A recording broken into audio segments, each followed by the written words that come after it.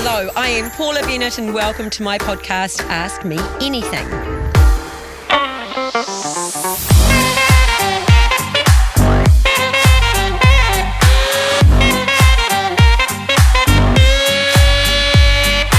I've gone through plenty of ups and downs in my life and I've learned a lot along the way. But now that I've got a midlife crisis reinvention under my belt, I know it's never too late to learn something new. That's why on this podcast, I talk to Kiwis from all walks of life to hear about how they got to where they are and get some advice and guidance on some of life's biggest questions. Today is a real treat. I am joined by an absolute icon of New Zealand's entertainment industry, Tina Cross. Tina has been a professional performer since the age of 16, her career now spanning over 4 decades, from winning the Pacific Song Competition with Nothing But Dreams in 1979. Tina has released 2 albums, been the lead singer of 80s pop band Cootie Da. She's performed all over the world, appearing alongside the likes of Meatloaf and Tom Jones. She even recorded the first theme tune for Shortland Street. Nowadays, Tina is the Lady Killers and will soon be playing the fabulous Madame Morrible in the upcoming performance of Wicked the Musical at Sky City Theatre. Tina, what an intro. Welcome. Kia ora, Paula. I love Madame. Is it Madame? Or do you do Madame? No, Madame Morrible, but I think I'm going to change it. I think Madame Morrible. Well, it's got an E at the end, and I did wonder whether it was Madame or Madame. Madam. I mean, look, I don't know that anybody in the show actually calls me Madame Morrible. I get dairy and... All right, we're going to talk about that a little bit more because I'm really excited about it. Housekeeping first, 2 rules. Uh-huh. The first is I'm allowed to ask you anything, but you don't have to answer. Oh, don't I? No. Oh, okay, good. It's everybody's right never to have to answer a question, isn't Yeah. it? And we forget that sometimes. I was going to say, no fibs, though. Yeah, because as Kiwis, we just don't answer. Just go deadly silent. Okay, right. And the second is we don't do judgy. Oh, okay, good. Yeah. I like that. Yeah, yeah. That's my daughter and I. We always say it's a no judgy zone. Oh, that's great. Perfect. Yeah, you're allowed to gossip, but then you can't judge them. No comment. Yeah. Okay, ease us in some icebreaker questions. Did you have a favourite book when you were a child? Well, I did. And, oh, look, I've got to be honest. We just didn't have books. We were a big Māori family and we were lucky to have the odd book in the house. But I won an essay competition in Standard 4, which is when I was sort of 9 or 10. And I actually may have been younger, 8 or 9. And off we went to the, I guess it was the equivalent to Whitcoulls, and I picked Heidi and Heidi Grows Up. I think I must have been younger than Standard 4. Well, you must have been a good writer then to win the essay. I did. Yeah, you know what? I always loved just, I don't know, a pen in my hand and writing. It's funny that I ended up being a performer. Never thought I would, but lots of music around, so there you go. And I normally ask about karaoke songs. So do professional singers do karaoke? You know what? No. But if I hear, I was thinking about that this morning and I thought, if I hear Oh What a Night, which I could never sing because it's, boys key, or If I Can't Have You. Okay. Do you remember that? Yeah. Element. If I Can't Have You. Yeah, that's the one. I love that. Actually, they're more that I'd get up and dance to. Yeah. But I'd also want to sing them as well. So do you not sing karaoke as a professional singer, A, because nobody in the audience wants you to because you'll be so much better than them, or because it's just so cliched, or I don't know. Well, you know what? I've never been to a karaoke bar. Yeah, okay. But to be honest with you, we use backing tracks all the time. Is that karaoke? Yes. That's what that is. So we may, I'm talking about, say, Me on My Own or the Lady Killers, we might be asked to perform somewhere. We use a backing track. That's karaoke. Yeah, I suppose it is. It's not kind of karaoke as everybody, the way people think about it. No. Going to a karaoke bar to sing a song and you wouldn't have the lyrics up either. No. You're supposed to know them. You wouldn't look too good, would it? Yeah, no. Do you have a current favourite New Zealand entertainer? New Zealand entertainer. Oh gosh. I keep harping back to the old school ones that I've just loved my whole life. In fact, I'm going to mention one woman because I actually work with her because she's just incredible. There's actually not a lot she can't do, and that's Jackie Clark. Oh yeah. She really is a jack of all trades. And what I do love is that she makes no apologies. She calls a spade a bloody shovel. And I mean, she's bossy as hell. Yeah. But she's so apart from being very talented, she's so clever. So she always comes up with these wonderful ideas, in The Lady Killers, which is Jackie, myself, and Susie Lynch, ex-chicks of way back. And, we are old, enduring women in the industry, and there's about 8 years between each of us. Yeah. So it's wonderful that we kind of bring these three generations together. I mean, I was such a fan of Suzanne and the Chicks. But Jackie, I don't know, I watch her and I think, that's it. Anybody kind of aspiring to be a versatile performer, not just necessarily specialising in one thing, but and she MCs, I've been to lots of functions where she, might be running the whole awards event, and then she sort of belts out a song in the middle of it for you, and then she's a physicality as well, isn't she? Is that the right? She's funny. Yeah, I mean, so funny, and she takes you physically with her, it feels like. Yes, she does. And she can, she's one of those people, and there's not very many. Well, there's the odd.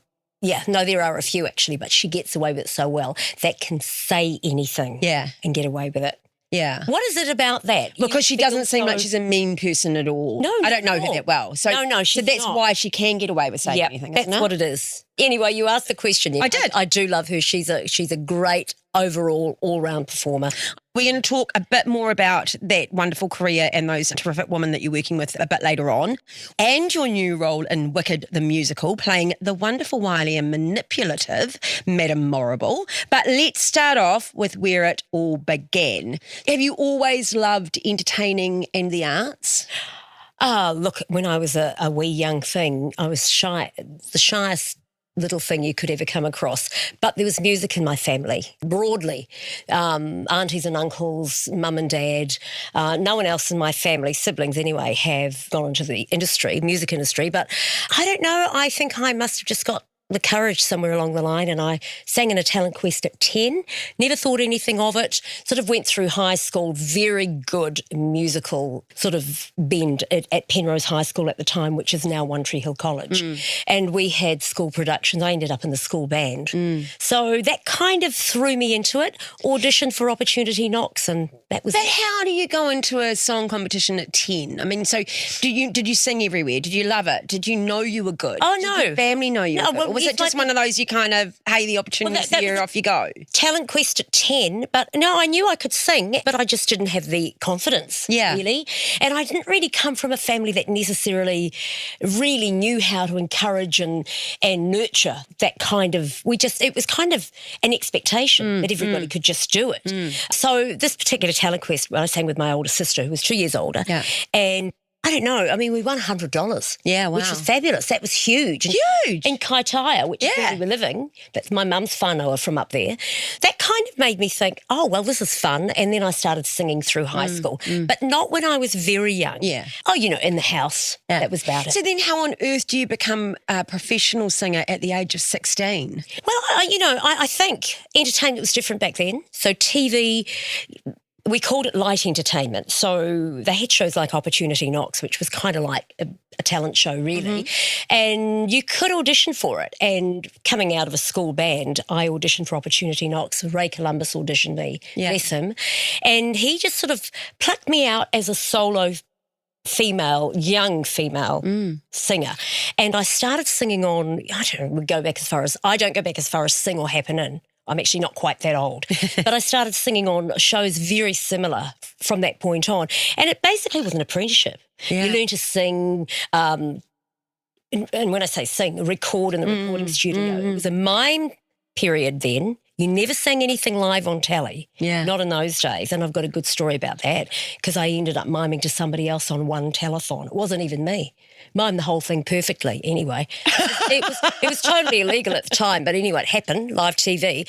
I got taught to dance as well and just present. So I had like a 3 or 4 or 5 year apprenticeship. By the time I did the Pacific Song Contest, I was 21. So I'd had, a fair bit of experience, had a good manager too.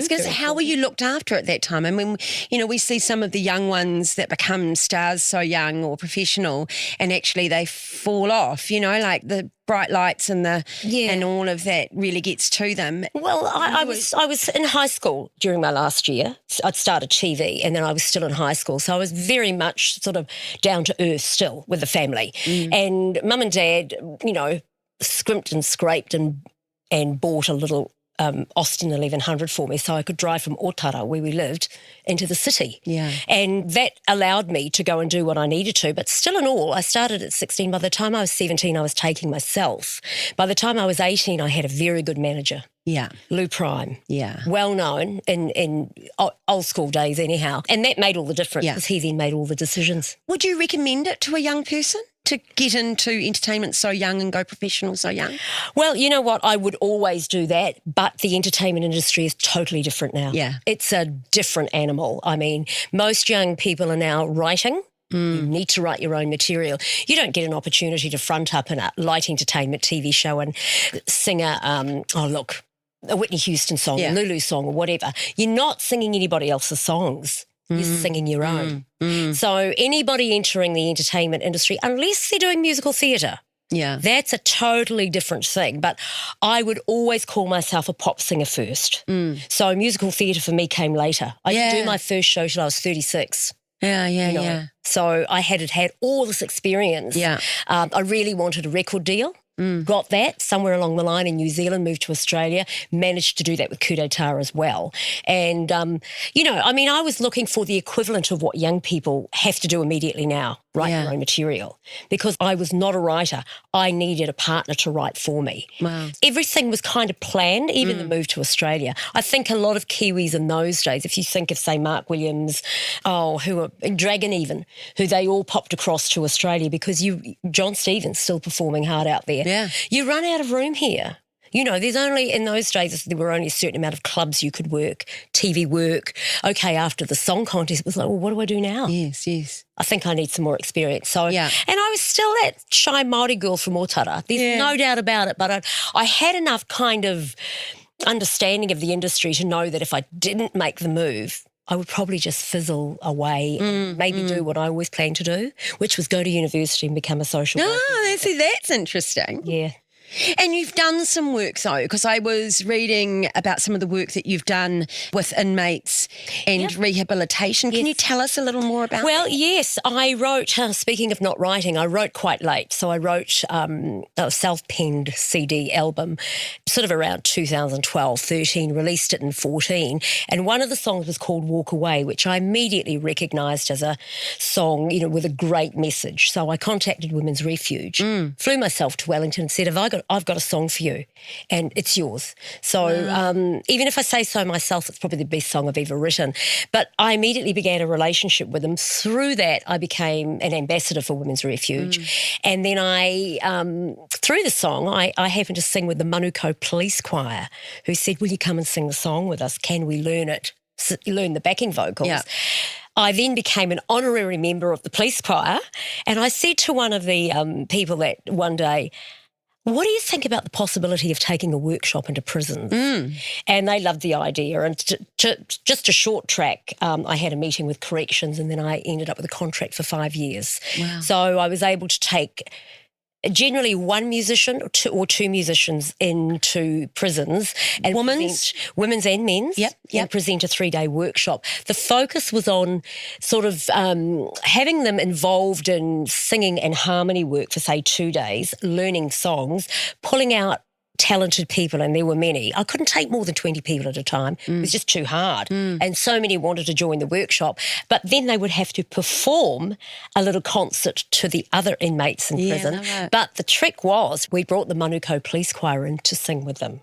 Yeah. That was weird. Oh, Police and inmates singing together. Weird, but very good. Very powerful. Yeah, very powerful. It was very empowering. And it was great for me because I tend to stumble into things and think, oh, this is great. And then I realise I just have a natural way for that sort of thing. In the beginning, I thought, is this awkward? Because they are hearing these messages sort of drummed in, okay, here's a harmony. Walk away, you don't have to stay, you're cut to the bone, it's turned you to stone. So that's about abuse. Yeah. Then I wrote another song after that little 3-year-old Mokorangi Toheriri passed away. Yeah. Or was tragically killed. Yeah. And that was called Another Little One, which I associated myself with Shine, another amazing organisation. Yeah. And I also taught that. So again, I kind of went, okay, is this going to be too close to the bone for some of these, particularly women. It was. Some of them found it very emotional, depending on their backgrounds. But for some of them, it was their outlet, surely, to let that emotion out. Because, I visited many prisons, but particularly women's ones, and there just aren't enough programs for them. No. And, they will talk about, they actually don't get any help with domestic violence while they're in there generally. Yeah. They're going like, here we are, and most of us have been the victims of trauma of one form or another, and it's not actually addressed while we're here. No, that's right. I think one of the things that was, apart from it being so empowering for them, and, as you say, it was a very good emotional outlet.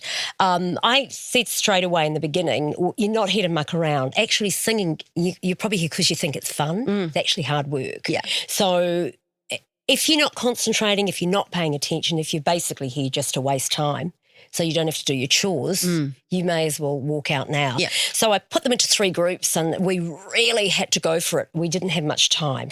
It was kind of like I said, if you want to be sounding good and performing at the level that let's get you at top level, we're going to get there, then you really have to put the time and effort and discipline. And even when I leave at 4:00 today, you guys can be practicing.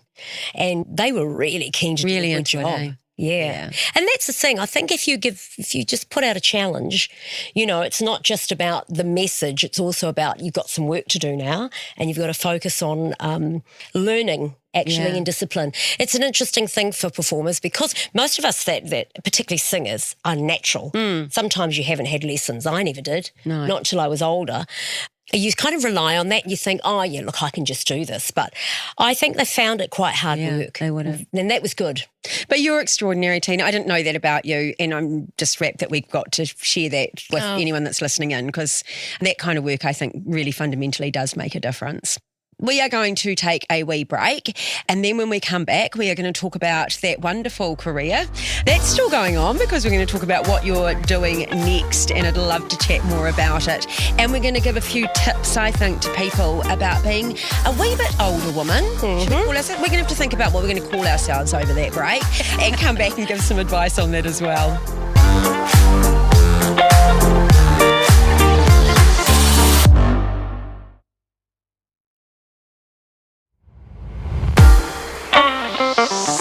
Okay, Tina, as I mentioned earlier, you have had an incredible career spanning more than 40 years. So the advice we have you in for today is around ageing, thriving as you get a bit older, maintaining a career, how that all sort of fits in, something I feel passionate about as well.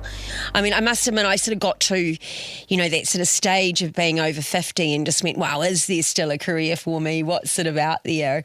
Have you had times when you've reflected a little like that as well? Oh, absolutely. I'm in a phase now, actually, where I feel like I'm just relaxed. If it comes along and it tickles my fancy and I've got the time and the energy and I'm up for the challenge, I'm into it. Yeah. Much like Wicked. And it's the first time I've played an older role. I mean, look, I will be on pension next year. So Madame Morrible actually is probably around 66, 68. I'm not that old yet. But it's actually nice to feel that for a long time I played younger roles, younger than I was, So this is actually quite good. Yeah. Look, you're all listening and you can't see her, but I can understand completely why you are playing younger roles, because you look amazing. Oh, thank you. No, you really do. And so let's give some advice on how one, it sounds so weird, how one maintains themselves. Well, And obviously you do look after yourself. Yeah, I've been lucky. I was petite when I was young. I'm now small.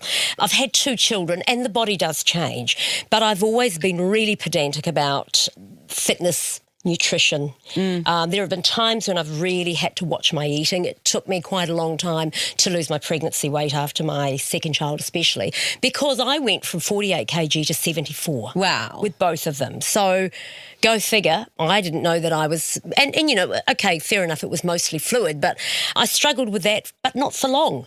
And I have to be really honest with you, the 2 things I spend most of my money on are good supplements Yeah. and skincare. Yeah, yeah, yeah. A lot of money on that. And I'm always looking at newer products, and I really do take the time with myself. I'm bad at going to sleep. Yeah. And I know that's really good for your health, but I hope I'm topping it up at the other end. Yeah. You touched on it and having the choice now, you decide what you do. Yeah. And that is part of being older, right? It is, And yeah. so, you do get a bit of a confidence. And I was in the supermarket the other day and someone rang up and asked me if I would do a speaking engagement. And I didn't want to do it. And I told myself that I was going to start saying no to some of these certain things. And I went, I'm really sorry, but I'm going to say no. And then, this is why I've just got a lot of else on. Yes. Can I help you find someone else? And I hung up and I ear punched. I ear punched. Like I literally went, whoa! Yeah. And this woman who I didn't know went, well, Paula, you're very pleased with yourself. And I went, I said no. Yeah. I said no. That's actually a real, when you get to that stage in life, it's so empowering to go, I don't have to do this. If you have the luxury, Yeah. if you kind of go, I can afford not to. Yeah. And that's a very lucky thing. Mine was a favour to someone, right? Yeah, so, right. normally I would have said yes and then got out of it later. Yeah. Because it's too hard to say no at the Not time. a nice attribute. I know. So we have to grow up sometimes, right? Well, because you're a kind person and you want to, to help people. Yeah, you want to please, but I suppose what I'm saying is some of our advice to some that might be a bit younger is that, it is okay to choose what you do if you have that luxury Yes. financially and things. And at the same time, I recognise this with myself. I've been through periods, like, for example, the Power of Song prison workshop period where I was so passionate that I was just always finding ways and looking for different outlets and thinking, this would lead to that. I don't know, somewhere along the line, I think perhaps I turned 60 a few years ago and my whole outlook's changed. Life is just different now and I'm really in a happy space.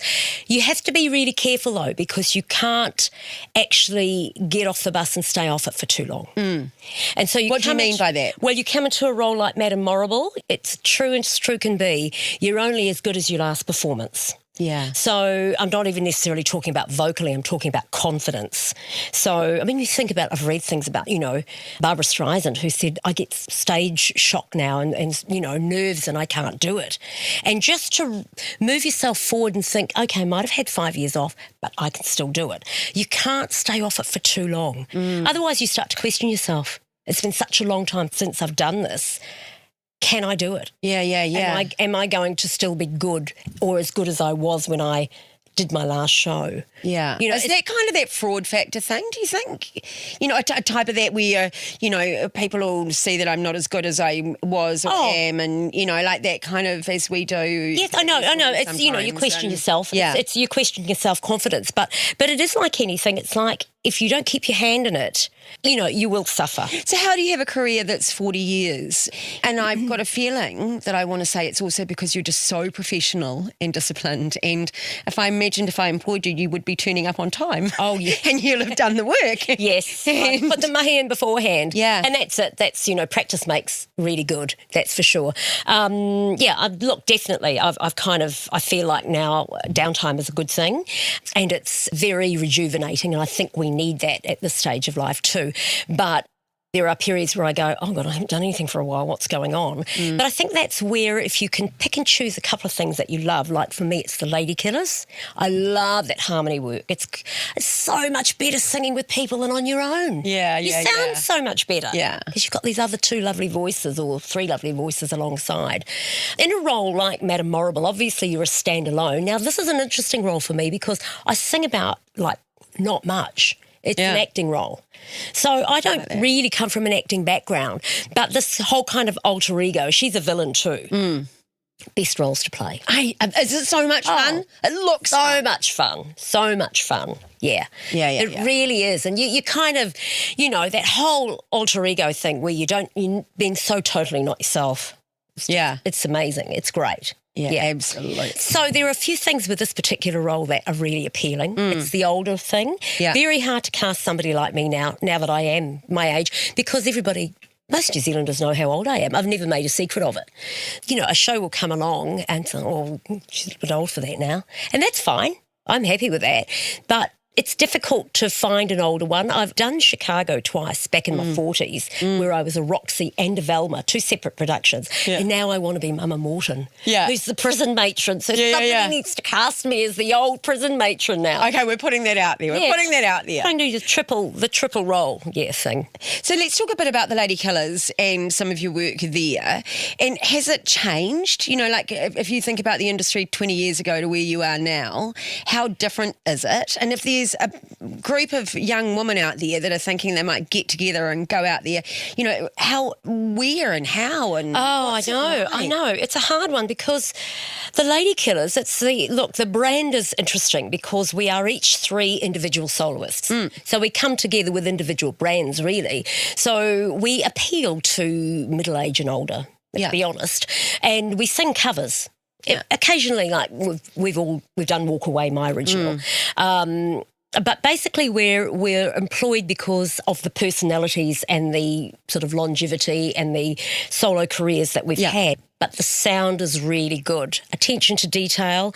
We spend hours making sure we don't drop the ball. Yes, we do. And it might be material we've done. But the 3 of you are so professional and so supremely talented, but you still need to put that all of that work in. Yes. See, I thought you were winging it because you're all just so good. Oh, no. When you do harmony work, and I will say, the Lady Killers, what we hang our hat on is the fact that we take songs and we basically tip them on their head. So we really do a song like the original. That's a lot of work. So if we do like a Queen classic, for example, Somebody to Love, okay, it'll be a lot like the way Queen did it, Freddie Mercury, but we'll have added lots of different touches. Often we'll add things that will pull out what was there, or we'll add quite fruity things. We do a great version of Wuthering Heights in 3-part harmony, which you'd never think. You'd think, well, it's a solo. It's a Kate Bush song. So I think our trademark is really doing things differently. Now, when you do that, we're 18 years this year as a group, as the 3 of us. And when you do that, you might leave songs alone and you think, God, we haven't done that for 5 or 6 years. Then you resurrect them. So our advice is practice, practice, practice. Yeah, well, look, it's like anything. You can learn something, and if you don't do it very often, it's gone. Yeah. And is it fun? I mean, do you love it? I love it. We all doesn't feel like work, right? It doesn't feel like work, and the 3 of us get on so well. I guess it's one of those things of the personality, the egos. Look, we've all got them. We all sit in a room and we all kind of go, oh, that song, oh, I want to do this new one, or oh, that'd be great. But we just have so much respect for each other. Cool. And we sound so different, the 3 of us. You put us together and you go, you know, Jackie or Susie might come and say, oh, this is a T song. Or I might get, Sue, great song for you, this is a you. Yeah. We each understand and know each other's voices. I've heard or read somewhere that you were referred to as the old lady rockers. Oh, yeah. Yeah. Are we okay with that? We don't mind old lady rockers? Well, it's better than the old trouts, which we affectionately call ourselves. Do you? That's Great. okay, isn't it? Yeah, that's fantastic. Yeah. So, no, old rockers is good, but I mean, we've got a kind of a rock vibe going on, definitely a poppy vibe, a bit of a fruity vibe at times as well. Not that you'd ever liken us to the Andrews Sisters, but, you know. Yeah. So we kind of dabble in different styles as well, different genres. Yeah. Do we have the right attitude around ageing? I mean, you were sort of saying there's not that many roles for someone that's at your age, and yet you've got a supreme talent that should be shared for a lifetime, quite frankly. Is it because we are a bit of an ageist society, and particularly with women? That's true. That's very true. But musical theatre's a little bit of a different feel in that it's quite specific. For example, I did Miss Saigon back in, 2011 or something, and I played a much younger woman. I was 52 back then, or 53, or whatever I was, and I was very conscious of the fact that I was wearing not a lot. Yeah. Now that is predominantly an Asian cast, which I was perfect for. I'm Māori Croatian, but hey, no problem. But the only role for a New Zealand woman was the wife of the GI. Yeah. So they are quite specific in how they have to cast. Okay. And you know, it's not racist. It's the way it's written. Yeah. Ageist, well, it is what it is. It is what it is. Yeah. So how old were you, Tina, when you made the switch into musical theatre? Well, you didn't switch. It was you added to your repertoire, didn't you, really? I'd had children and I kind of didn't know what I was going to do from there. I thought, well, I'd had a record contract prior and I was doing the sort of techno-pop thing. And once the generation changed, actually I moved from Australia back to New Zealand, Rocky Horror came along and I thought, I really want to be Magenta. Yeah. I've just been watching that for years and years. Anyway, they cast me as Columbia. Okay. So I just thought, okay, I was not the look they wanted for Magenta. But that introduced me into a world that I realised I was just an absolute natural match. And also I loved it. I didn't realise what I'd been missing out on. Late nights, though. Late nights, but then that's the way of music anyway. So whether you're in a band that's touring and that's a whole different beast. I was not cut out for that sort of band touring life that I did through the 80s in Australia.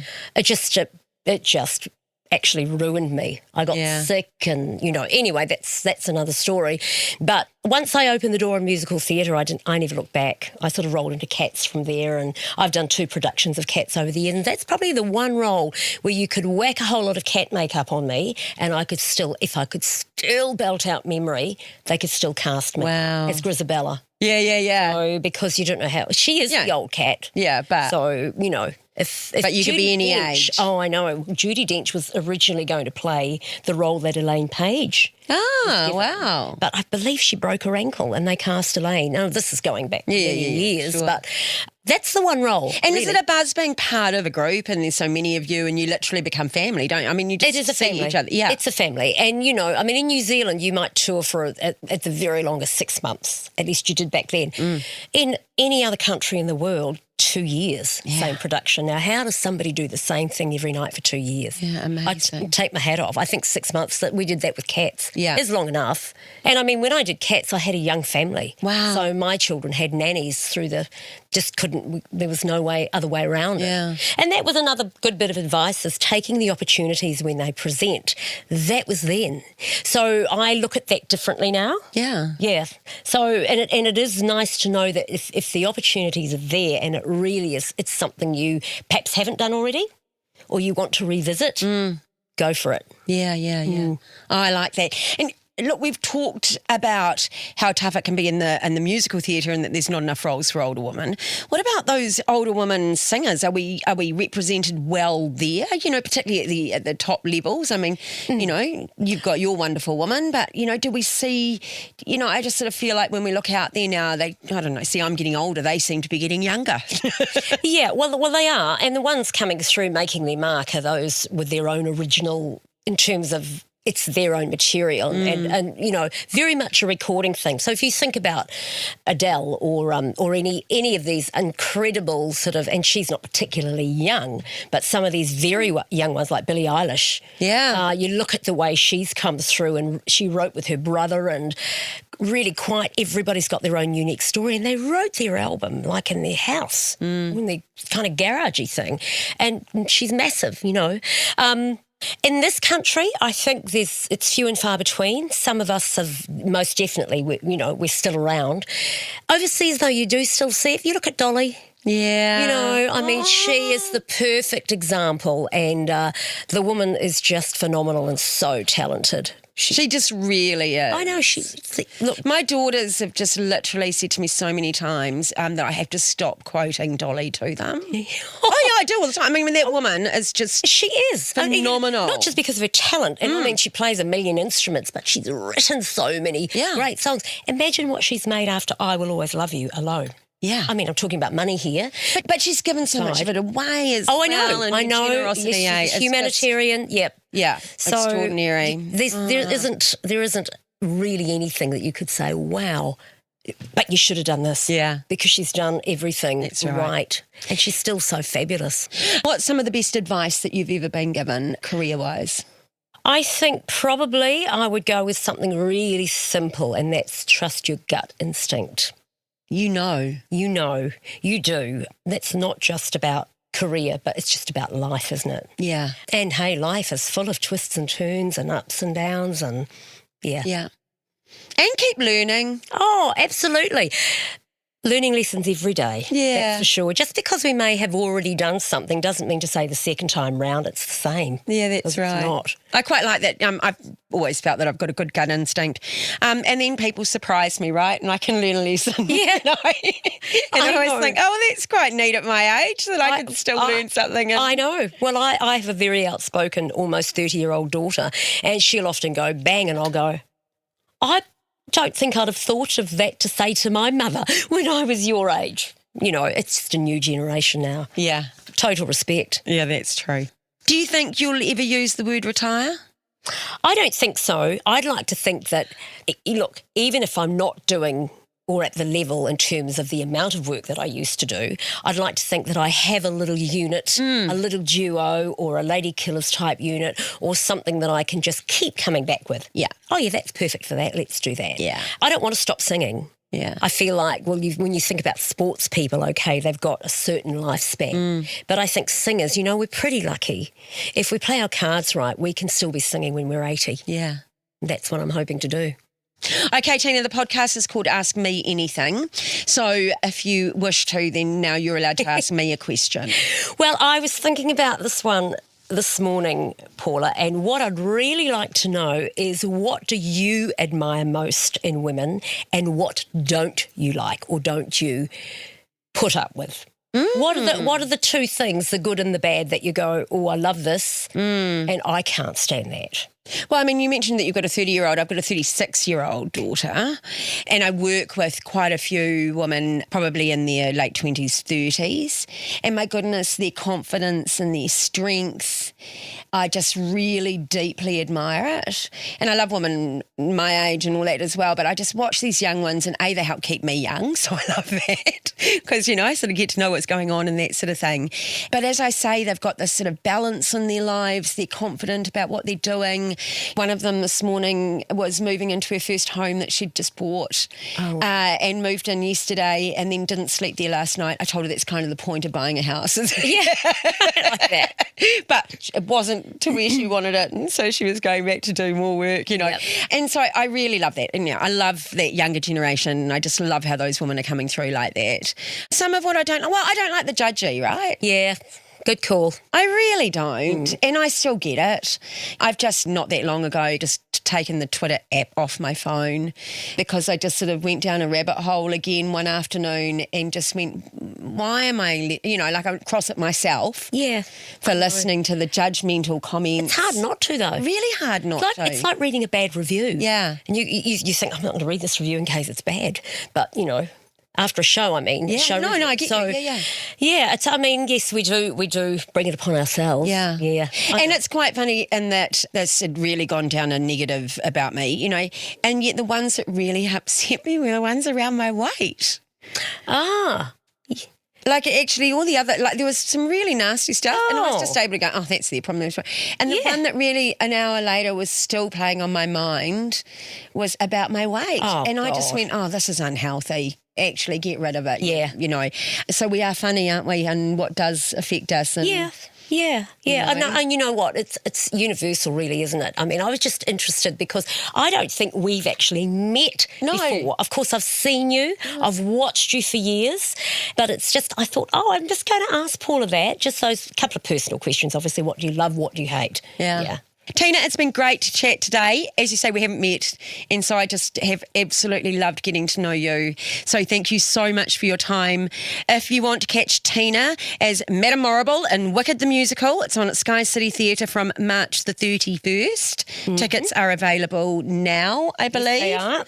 Right, well, let's all go. How long is it going to run for? It's only about 3.5 weeks. Okay, so we've got to get in there and Got to get in do there. it. Absolutely. Okay, that sounds great. I can't wait. Thank you for joining another episode of Ask Me Anything. You can get in touch with me by emailing askpaula@nzherald.co.nz. Feel free to send me through your questions. You can also find me on Facebook, Instagram or LinkedIn. Make sure you follow Ask Me Anything on iHeartRadio or wherever you get your podcasts. You can also read my weekly column in the Herald on Sunday. I'm Paula Bennett. Ask Me Anything. Goodbye.